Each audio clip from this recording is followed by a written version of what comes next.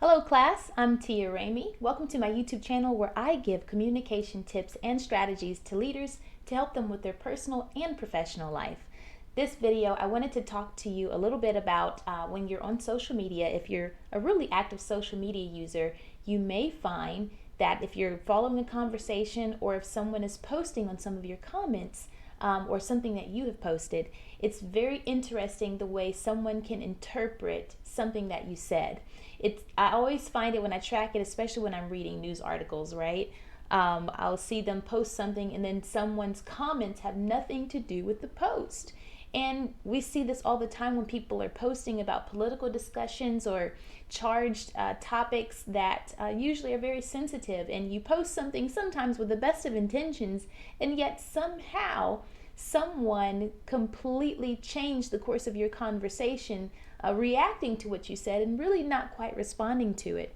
I want to break down exactly how that happens. And you may have even seen this happen in just one-on-one day-to-day dialogue where someone took something you said the wrong way. In my book, Canceled, I write about the 7 languages of a modern society. And I especially have tracked some of these languages when it comes down to patterns and why people respond the way that they do and how this communication is breaking down and what exactly can we do to build it back up again.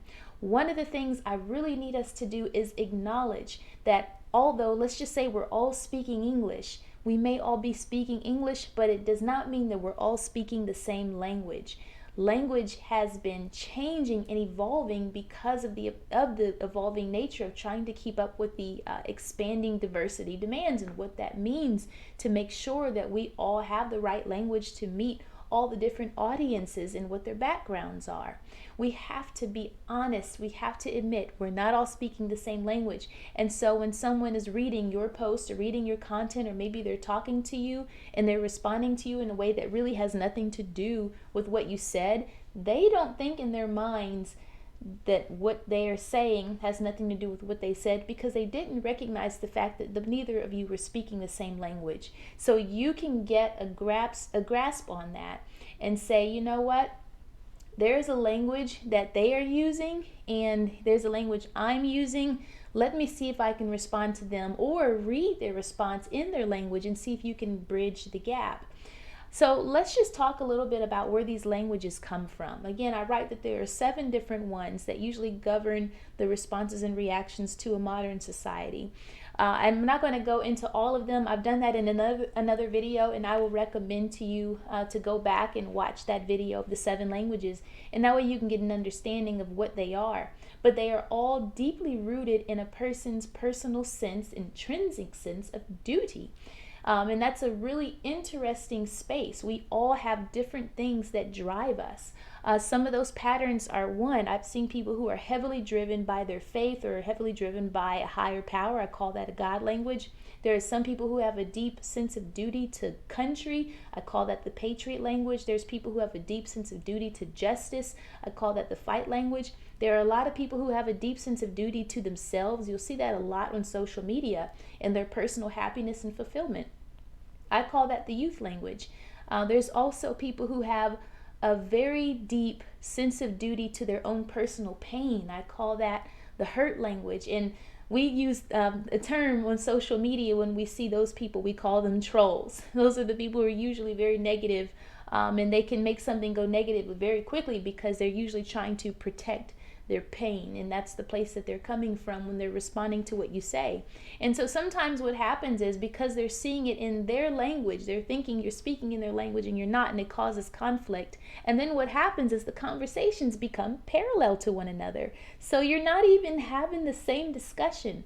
Most oftentimes I find it to be so interesting how 2 people do not recognize that they're not having the same discussion. They're arguing really in their own vacuum, but they're talking at each other.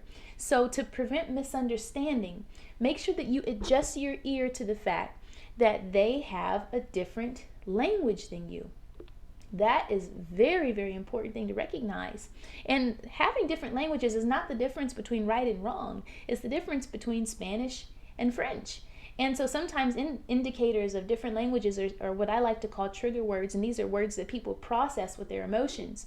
And so there may be certain words that you say, and so they're going to revert to how they feel, and that is what's going to kind of transpire this sort of a reaction to what you're saying based on their feelings of it and not based on the way you're using the term. And that causes so much misunderstanding most of the time because really they're triggered. I always tell people it's up to you to manage your triggers. It's not up to the person you are talking to or the person you're listening to manage your triggers. You have to manage your own triggers.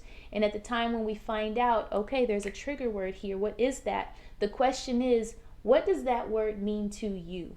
That's tip number one on how you get a handle on whether or not we're speaking the same language. What does that word mean to you? Find out what the meaning of the word is so that way you can find out where the breakdown is in communication. Don't continue to debate. Try to understand where they're coming from first. Ask questions. What do you mean by that?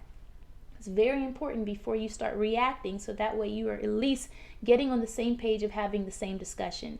We all have different senses of duty, people, and it's so important that we respect that we all have a place in this landscape when it comes to having these difficult conversations. We need everyone to have the sense of duty that they have. I didn't speak to the family language. Those are people, of course, who have a deep sense of duty to family. It's a very important group, and there's also a leadership language. These are people who have a deep sense of duty to problem solving. So take these things into consideration when you see that someone may be reacting or responding to something you said, and it had nothing really to do with what you said, and you're trying to figure out, how did this go to the left? Where is it breaking down? Stop and ask questions. An example of a trigger word in my house, for example, is fine. I can get ready for 2 hours, and my husband will say, and I'll ask my husband, hey, how do you think I look? And he'll say, you look fine. And I'm like, fine? I want to look great. So another way to sort of manage this misinformation is to also set people up for success. What I should have asked him instead of how do I look, I should have said, on a scale of 1 to 10, how great do I look? Or tell me I look awesome. Because he said fine, and fine to me means you look satisfactory versus fine to him means you look good. It's a trigger word. A trigger word can be anything, but it just means that there is a word here that has different understandings to different people.